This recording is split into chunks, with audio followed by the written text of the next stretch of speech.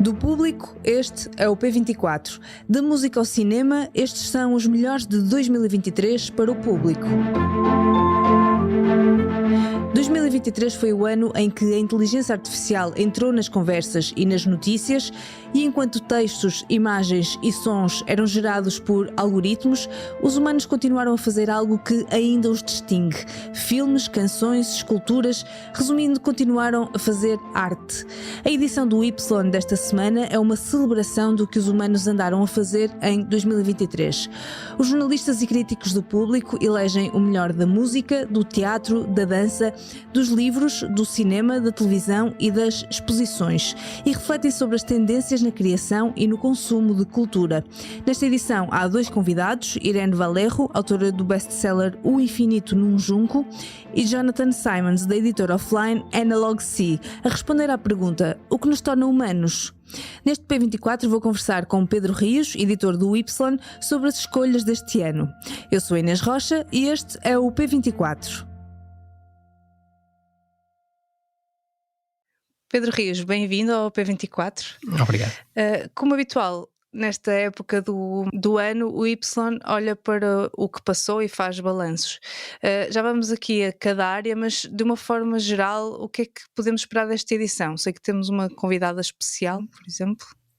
Sim, tivemos a ideia de convidar a Irene Valerro, uma escritora e filóloga espanhola, para nos falar sobre inteligência artificial, porque foi o tema que marcou, ou um dos temas que marcou o ano, muito especial na cultura, porque ao falar-se de inteligência artificial fala-se sobre se as máquinas são capazes de criar, o que é isso de criar, se é um atributo especialmente humano, e convidamos a Irene Valerro porque ela é uma grande defensora das humanidades, da literatura, claro, mas das artes em geral, da filosofia, do papel do humano, e falamos com ela sobre a inteligência artificial e também um pouco sobre este exercício de fazer listas, que é um exercício que, como ela nos diz, remonta à antiguidade clássica e provavelmente até poderá vir antes disso.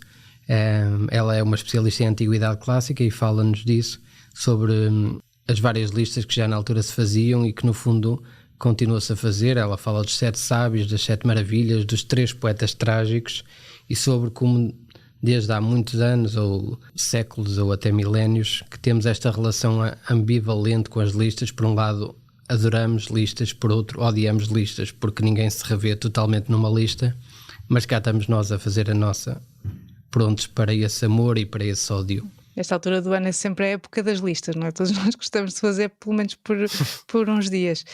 Então proponho que olhemos um bocadinho para cada área e que destaques algumas coisas mais marcantes deste ano. Primeiro, podemos começar pela música. Sim, na música, aliás, a nossa capa faz uma brincadeira com o Sgt. Pepper's dos Beatles, e o ano teve, curiosamente, os Beatles e teve o Rolling Stones, e isso até o Mário diz no seu texto, nesta edição, em que por vezes parecia que estávamos em 1965 outra vez, porque tínhamos os Beatles e os Stones de volta nos tops. Os Beatles com uma canção feita com a ajuda da tecnologia e os Stones de volta ao serviço.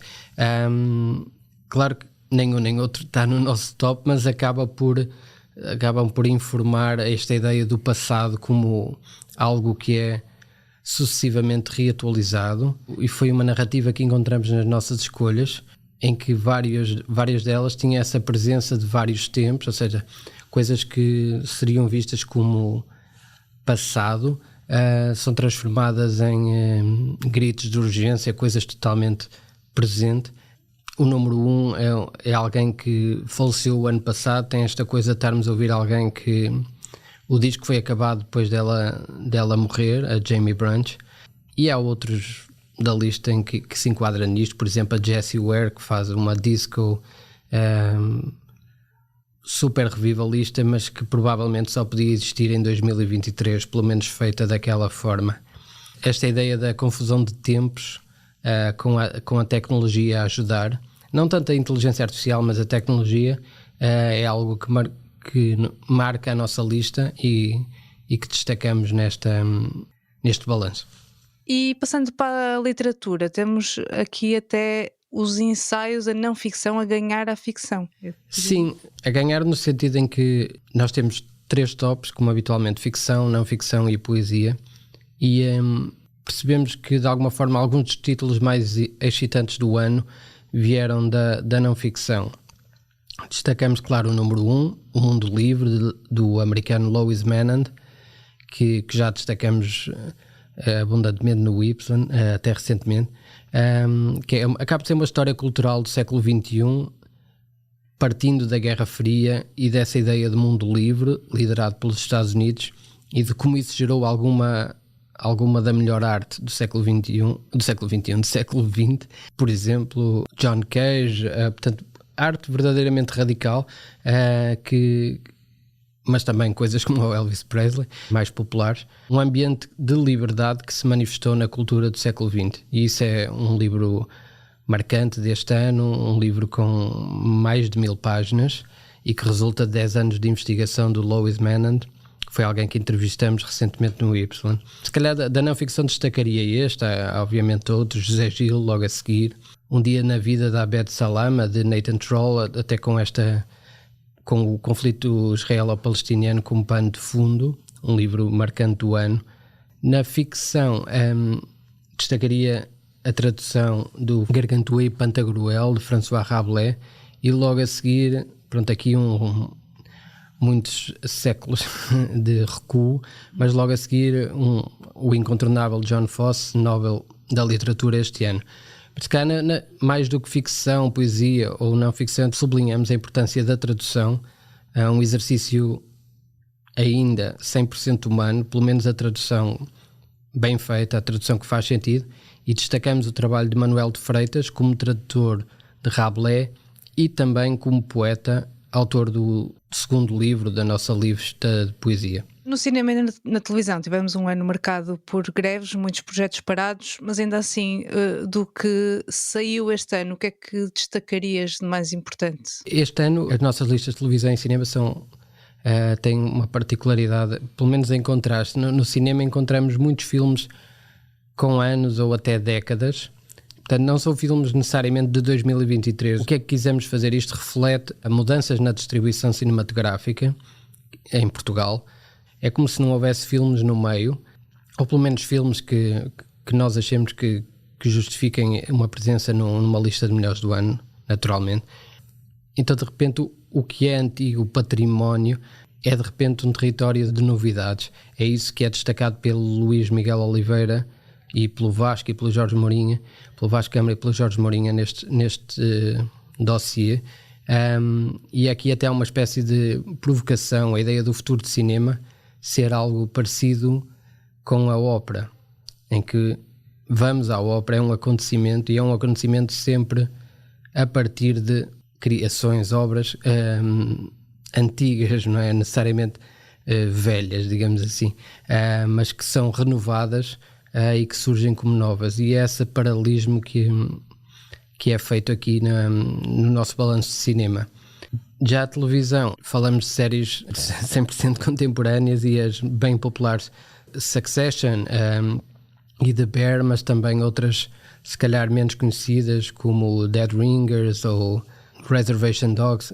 Quer dizer, não são propriamente pouco conhecidas, mas menos conhecidas do que Succession serão. E aqui na televisão o que destacamos é como várias destas séries confundem categorias, não sabendo nós se são dramas, se são comédias. E também, no fundo, perguntamos se é que isso importa hoje em dia, e se é que alguma vez importou.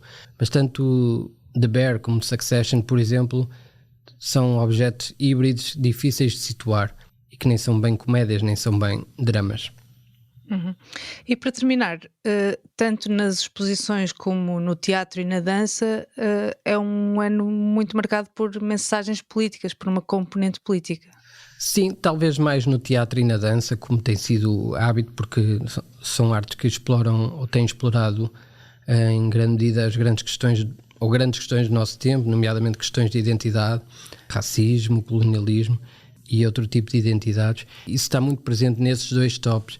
Aqui um paralelismo possível é com o primeiro lugar da lista das exposições, que é da Carla Filipe, a exposição antológica que ela fez em Serralves, com trabalhos de 2 décadas, uma exposição com um forte sentido político, de provocação, mas de um certo... explora muito também a precariedade do artista, e tanto ela como a geração dela e outras gerações. É também uma exposição de alguma forma, sobre o país, a partir dessa perspectiva de um artista das margens, e é uma exposição que mereceu o consenso dos nossos críticos de artes, como sendo a melhor exposição do ano, e tem esse lado político. Outras escolhas não terão tanto, à pele pelo menos não terão tanto essa presença, mas, por exemplo, se calhar também, porque não, ainda falando em política, num sentido alargado, porque não falar da exposição da Sandra Rocha, da Calma Fez-se o Vento, que é uma exposição sobre o mundo natural e sobre o lugar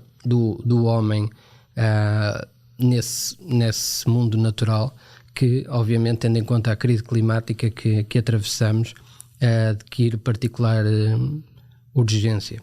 Certo. Temos aqui muitas listas para analisar e para rever do ano. Pedro Rios, muito obrigada. Obrigado, Inês. Pedro Rios, editor do Y, pode ler todas as sugestões dos jornalistas e críticos do Público sobre os melhores do ano na edição desta sexta-feira do Y. Esta sexta-feira há também um novo episódio de Diplomatas e também já tem disponível o último episódio da temporada de Como Assim. Desta vez mergulhamos no fenómeno Taylor Swift para perceber como a cantora atingiu níveis de popularidade estratosféricos este ano. É tudo por hoje. Este episódio foi editado por mim, Inês Rocha. A música é da Ana Marcos Maia. Tenham um bom dia e bom fim de semana.